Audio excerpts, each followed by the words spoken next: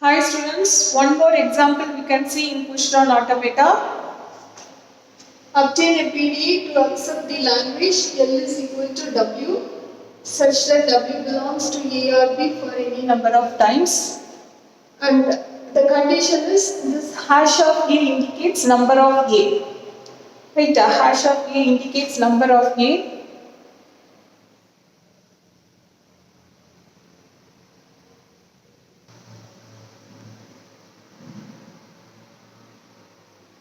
Hash of A indicates number of A.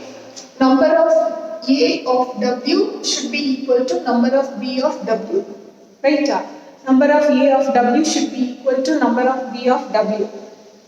So what is the difference between this example and the previous example? Right.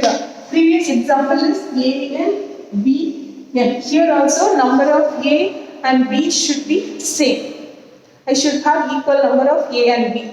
But the difference between this and the current question is, here I have to follow the ordering.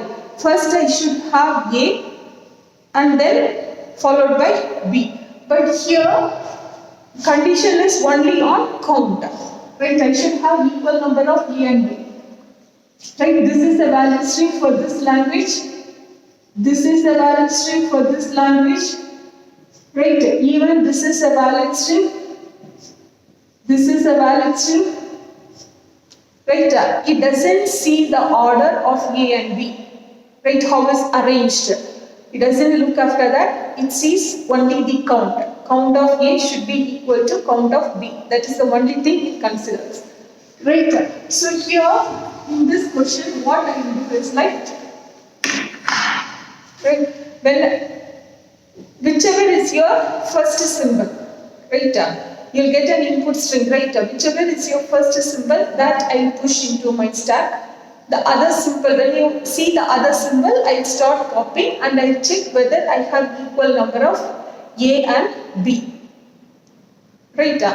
And since this string is a valid string for this language, till now we have seen two examples. In both the examples, first half I'll push and I'll keep a separate state for push, and when I start popping I'll make a state change, then I'll pop. Till now we have seen like that. Both the examples it was like that. But here, suppose here my first symbol is A, right? So whenever I see A, I have to push.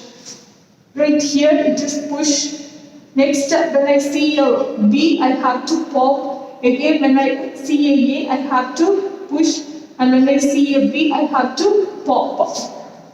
I have to pop. Suppose if you make a state change for popping, right?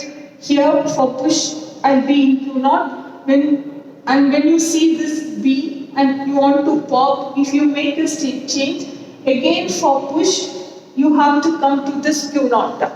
Right? So you cannot come back to the state. In push-down automata, you cannot come back to this Q0 state again. Right? So again here it is push.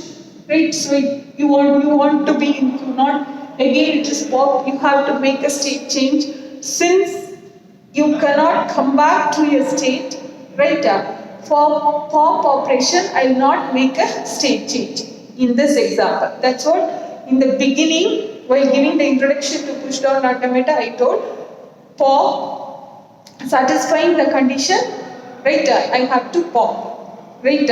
Satisfying the condition, I have to pop, and I have to decide whether I should make a state change for pop or not.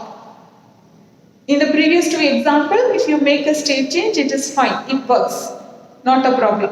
But here, right? Since your push and pop operation comes alternatively, right, you cannot make a state change for pop operation. So both push and pop I do with Q0 state, and I will make a state change when I reach my end state. When I reach my final state at the end, I will make a state change and I will continue. But here both the operations I will do with the same state. So we'll start. It's suppose if your first symbol is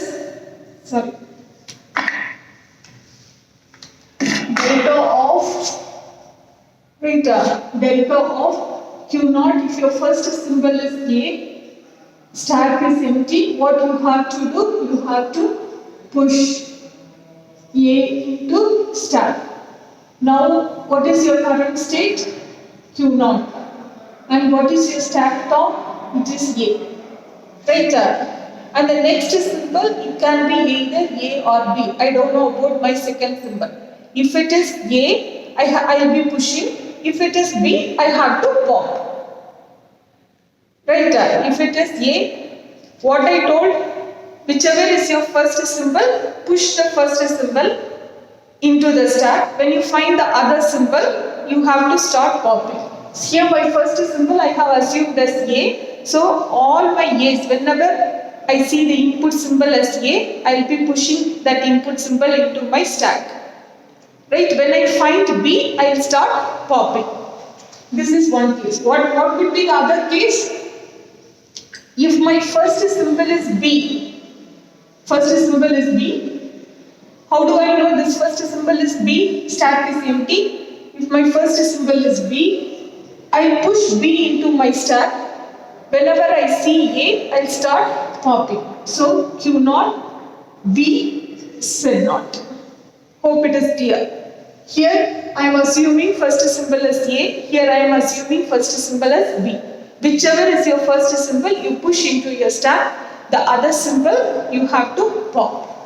Right? So here I have pushed A into my stack. So stack top will be A. Input symbol, it can be either A or I can have B.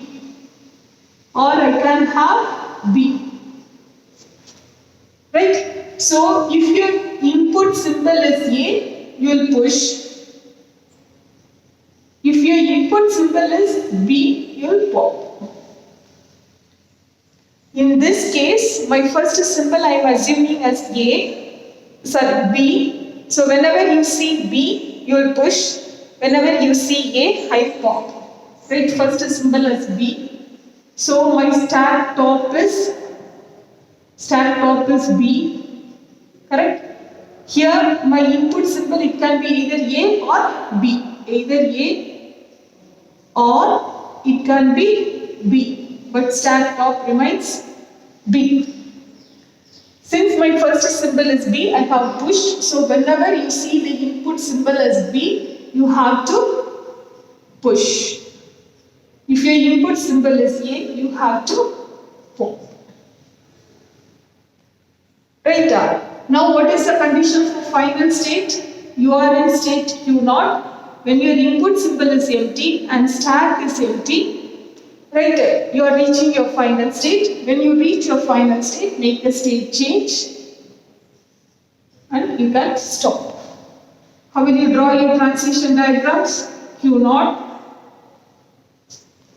It is A Z naught. A Z naught. Next is A comma A. A. Next is B comma A. B A. Is it visible? Yes. B comma Z naught. B Z naught. Here. Next it is A comma, because Q naught, so it will be self loop. A comma B, it is epsilon. Did I make a mistake here? Yeah. It is B comma A, it is epsilon, right?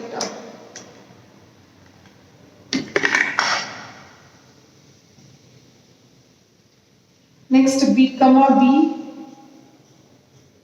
B.